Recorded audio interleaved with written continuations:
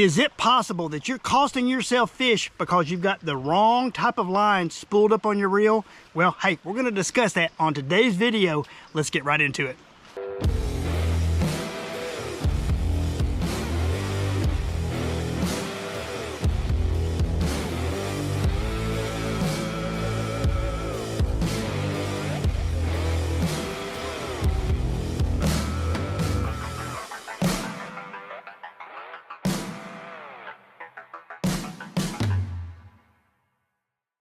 Got a question for you.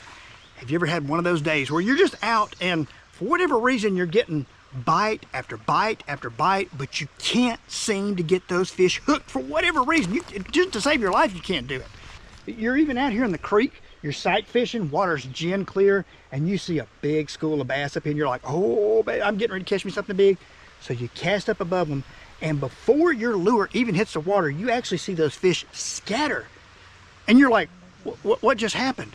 Well, believe it or not, the culprit behind some of these questions may actually be the fishing line that you've chosen to spool up on your reel. So we're going to discuss that today. When to use braid, when do we need to use fluorocarbon, and when do we need to use monofilament, and is there really a difference?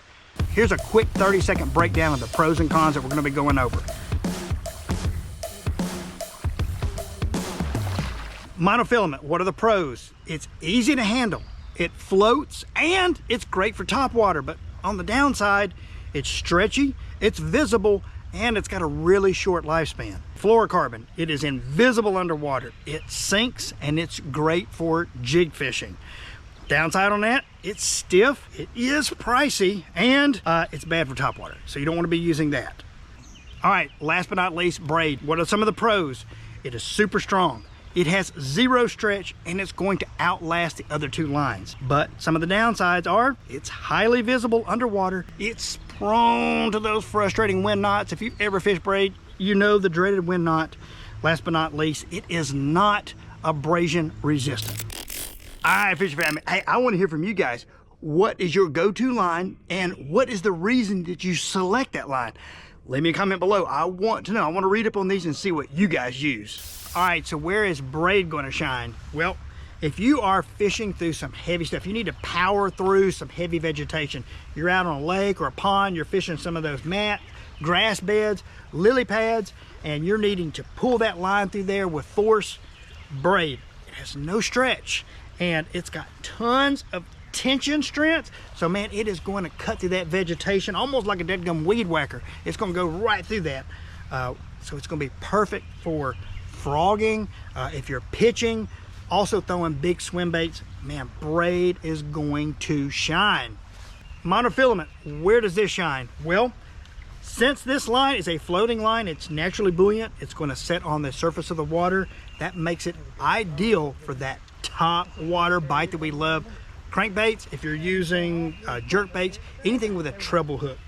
This definitely is a very forgiving line. This will help a lot of those new anglers maybe who are not as prudent on checking their drag, making sure they have that right tension set. Those fish hit it, you've got a little bit of stretch. That additional stretch when those fish breach that water may keep those fish pinned. So this is ideal. It's a very forgiving line. So just remember, top water, can't go wrong when you're talking monofilament. All right, now we're talking fluorocarbon. Where is fluorocarbon going to excel? Well, I like to call this my stealth mode line, and Berkeley didn't call this Vanish just because they thought it was a cool name. It really is invisible underwater to fish. So this is ideal when you're fishing those gin clear creeks, man, that maybe even have a lot of pressure. You get a lot of anglers in there, so the fish are already going to be really skittish. I'm fishing something that's bottom contact. I'm doing Texas rig or Ned rig, something on the bottom, and you're wanting to feel those soft, subtle bites. You cannot go wrong when it comes to fluorocarbon. This is not going to have the stretch that monofilament has.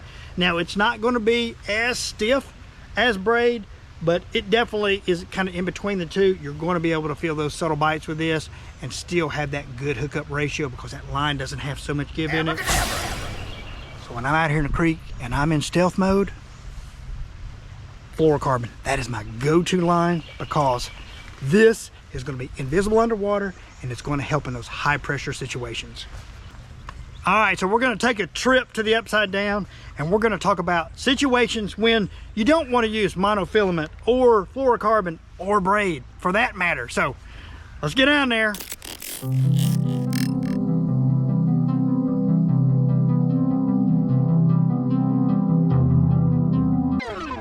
All right, guys, we're down here in upside down.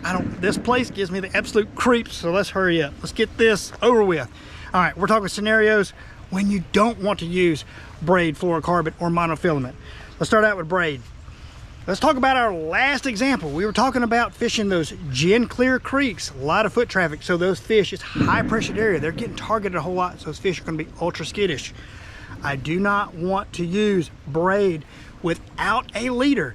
This line is strong, it's sensitive, it works great in all those aspects, but it's highly visible. So those fish are gonna be able to see this fishing line long before your lure even passes them. At that point, your cover is blown. So easy fix.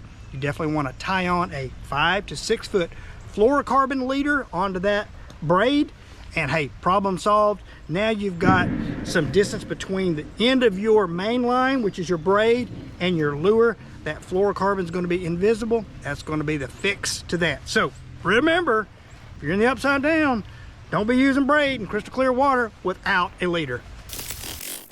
All right, so in the upside down, things that you don't want to do. We're talking monofilament.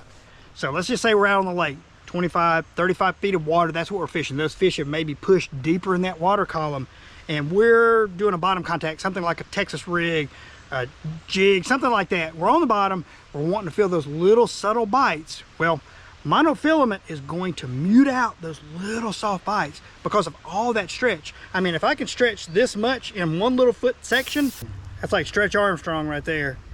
Imagine now you've got 25 to 35 feet of this line. You're going to not feel those little subtle bites. Plus, you're not going to get as good of a hook penetration when you go to set that hook. So just remember, you're fishing deep water, you do not want to use monofilament in these scenarios. You want to opt to go fish fluorocarbon or braid. All right, guys, last but not least, we're talking fluorocarbon, things that you don't want to do with this line. Well, we're moving into that time of year when whopper ploppers, that topwater bite, fun, those spooks, topwater poppers, all those things. You do not want to pair fluorocarbon with those lures. Why?